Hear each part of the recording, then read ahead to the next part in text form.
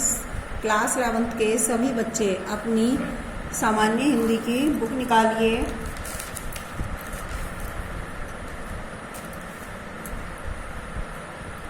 इसमें हम आपको पढ़ा रहे थे काव्य खंड में सूरदास के पद, जिसमें कि आपके 5 पद हो चुके थे। अब देखिए 6ठा पद। हमारे हरिहारिन की लकड़ी, मन क्रम बचन नंद नंदन उर यह दृढ़ करी पकड़ी। जागत सोबत स्वप्न दिवस निसी, कान है जकरी। सुनत जोग लागत है ऐसो जो कर ककरी। सूतो व्याधि हमको ले आए, देखी सुनी ने करी। यह तो सूर तिन्हीं ले सौंपो, जिनके मन चकरी। इसमें प्रस्तुत पद में श्री कृष्ण, उस समय का वर्णन है जब श्री कृष्ण कंस के वध करने के लिए मथुरा चले गए हैं और वहां कंस का वध करने के उपरांत वे वहीं ठहर गए हैं और गोपिकाओं को योग का संदेश देने, निराकार ब्रह्मा का ध्यान करने के लिए श्री कृष्ण अपने मित्र उद्धव जी को भेजते हैं।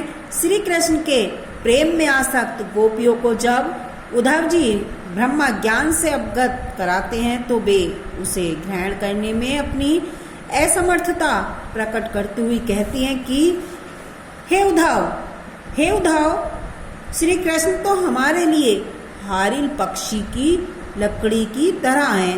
जिस प्रकार से हारिल पक्षी लकड़ी को अपने पंजों में दबाए रहता है, उसे वह कभी नहीं छोड़ता, उसी प्रकार से जो श्री कृष्ण है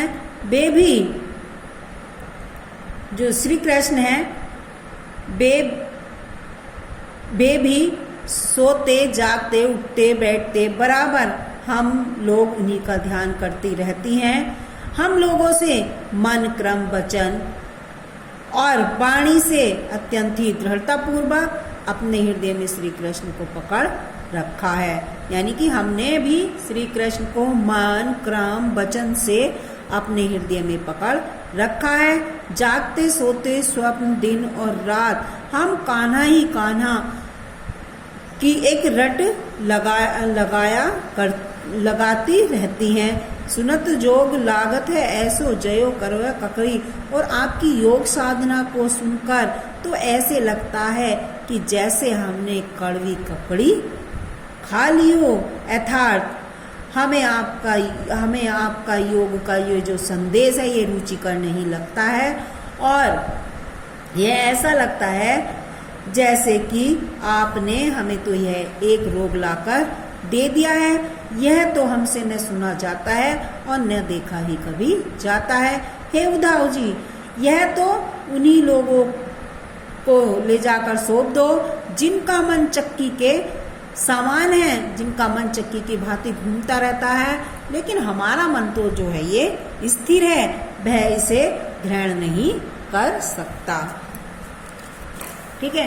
उधो जोग हम नाही, अबला सारे ज्ञान कह जाने, कैसो ध्यान धराही। तेई मूदन नैन कहत हो, हरि मूर्ति जिन माही। ऐसी कथा कपट की मधुकर, हम ते सुनी न जाही। श्रवण चीरी सिर जटा बदा बहु, ये दुख कौन समाही। चंदन तजी अंग भस्म बतावत, बिरह अनल अति दाही। जोगी भ्रमत जाही लगी, भूले सो तो है आप माही। सूर श्याम ते न्यारी न पलछिन क्यों, जो घटते पथ पर छाई। इस पद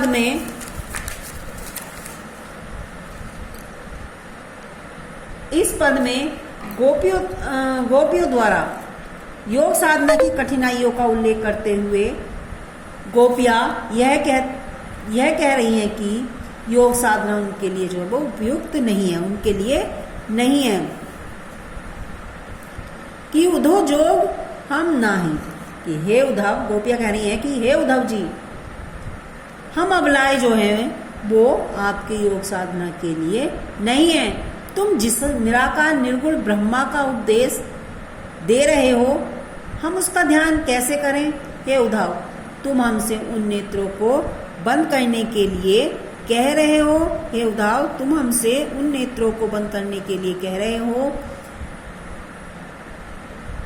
जिन नेत्रों में हमने भगवान श्री कृष्ण की मूर्ति को निवास कर लिया है।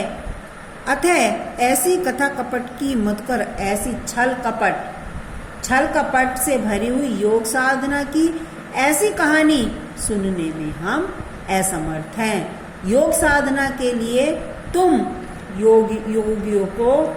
योगियों के समान हमसे भी कानों को चीरने और सिर पर जटाएं बांधने के लिए कहते हो।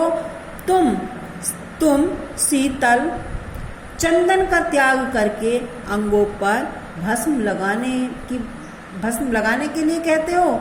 इससे तो शरीर की तपन और अधिक बढ़ेगी। योगी जन जिस ब्रह्मा को पाने की आशा में भ्रमित हो रहे हैं, वह ब्रह्मा तो हमारे भीतर ही निवास करता है। जिस प्रकार शरीर से छाया अलग नहीं हो सकती, उसी प्रकार हम अपने आराध्य श्री कृष्ण से अलग नहीं हो सकती। एक बार फिर से सुनिए।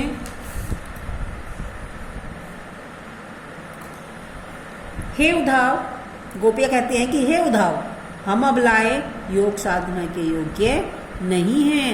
तुम निराकार और निर्गुण ब्रह्मा का उपदेश दे रहे हो, भला हम उसका ध्यान कैसे कर सकते हैं? हे उद्धव, तुम हमसे उन नेत्रों को मूंदन यानी उन नेत्रों को बंद करने के लिए कह रहे हो जिन नेत्रों में भगवान श्री कृष्ण की मूर्ति निवास कर रही है। हम छल कपट से भरी हुई योग साधना की ऐसी कहानी सुनने में असमर्थ हैं। योग साधना के लिए तुम योगियों के समान हमसे भी कानों को चीरने और सिर पर जटाई बांधने के लिए कहते हो। तुम शीतल चंदन का त्याग करके अंगों पर भस्म लगाने के लिए कहते हो। इससे तो हमारे शरीर की तपन और अधिक बढ़ जाएगी। योगी जन जिस ब्रह्मा को पाने की आशा में भ्रमित हो रहे हैं, वह तो ब्रह्मा हमारे भीतर ही निवास करता है। जिस प्रकार शरीर से छाया अलग नहीं हो सकती, उसी प्रकार हम अपने आराध्य श्री कृष्ण से कभी भी अलग नहीं हो सकते। लरिकाई को प्रेम कहो, अली कैसे छूटत, कहा कहो ब्रजनाथ चरित, अंतर्गति लूटत, बह चितवनी बह चाल मनोहर, बह मुस्कानी मंद धुनी गावनी, नटवर भेष नंद नंदन को, बह विनोद बह बनते आवनी, चरण कमल की सो करती हो, यह संदेश मोहि विषम लागत, सूरदास पल मोहिन बिसरती, मोहन मूर्ति सोबत जागत। लड़काई कहते हैं बचपन को। उद्धव द्वारा योग साधना का उपदेश दिए जाने पर जब उद्धव ने उन गोपिकाओं को योग साधना का उपदेश दिया जाता है, तब गोपिकाएं श्री कृष्ण के प्रति अपने अनन्य प्रेम को व्यक्त करते हुए ये कहती हैं कि हे उद्धव, लड़काई बचपन के, कि हम अपने बचपन के कि हे भ्रमर, भला तुम ही बताओ, हे उद्धव भला तुम ही बताओ कि श्री कृष्ण के साथ हमारे बचपन का प्रेम है, श्री कृष्ण के साथ हमारे बचपन का प्रेम है, भला वो कैसे छूट सकता है? ब्रजनाथ कृष्ण के नाना चरित्रों का हम कहाँ तक वर्णन करें? ब्रजनाथ कृष्ण के विभिन्न चरित्रों का हम कहाँ तक वर्णन करें? उनकी याद आते ही सहृदय में एक टीस सी पैदा हो जाती है। जैसे ही हमें श्री कृष्ण की याद आती है, हमारे हृदय में एक टीस सी लगने लगती है। हृदय को बरबस अपनी ओर खींच लेने वाली श्री कृष्ण की मधुवरी चितवन, उनकी बाकी चाल, मुस्काते हुए मंद स्वर में उनकी मुरली बजाना और गाना, नटवर वेश में हंसी मजाक करते हुए वन में आते समय मन को मुग्ध कर लेने वाली उनकी मुद्रा, यह भी सभी भुलाए नहीं भूलती। हे उद्धव, हम श्री कृष्ण के चरण कमलों की, हे उद्धव, हम श्री कृष्ण के सौगंध, हम श्री कृष्ण के चरण कमलों की सौगंध खाकर कहते हैं कि आपका यह योग साधना का संदेश हमारे लिए विष के समान लग रहा है। हमें तो सोते जागते कृष्ण की मोहिनी मूर्ति पल भर को भी नहीं भूलती, इसीलिए वह योग का संदेश हमारे लिए व्यर्थ है।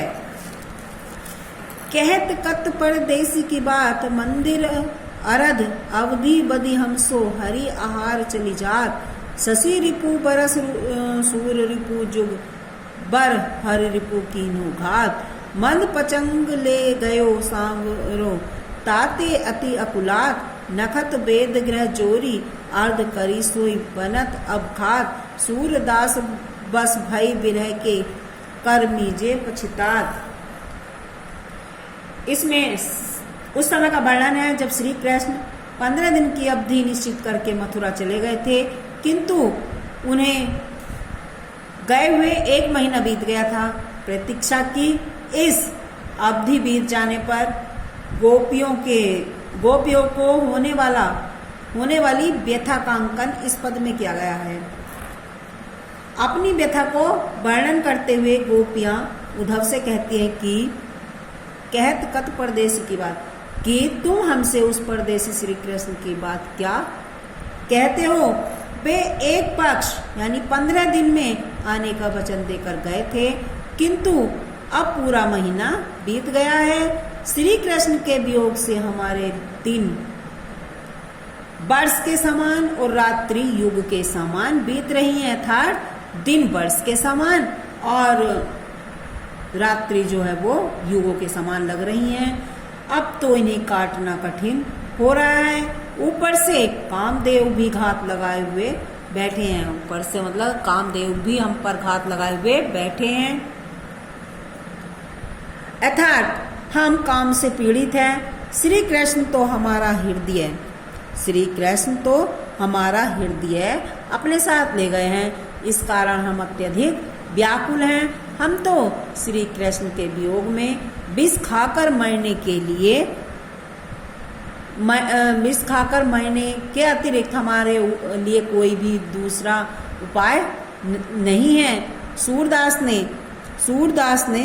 भाई विरह के और मीजे पछतात। सूरदास ने गोपियों की व्यथा का वर्णन करते हुए कहा कि हम विरह के बस में होकर हाथ मल कर पछता रही हैं कि हमने उनसे प्रेम ही क्यों लगाया। मीजे पछतात हाथ मल कर मीजे पछतात हाथ मल कर पछता रही हैं कि हमने श्री कृष्ण से दिल ही क्यों लगाया। आज के लिए इतना ही। धन्यवाद बच्चों।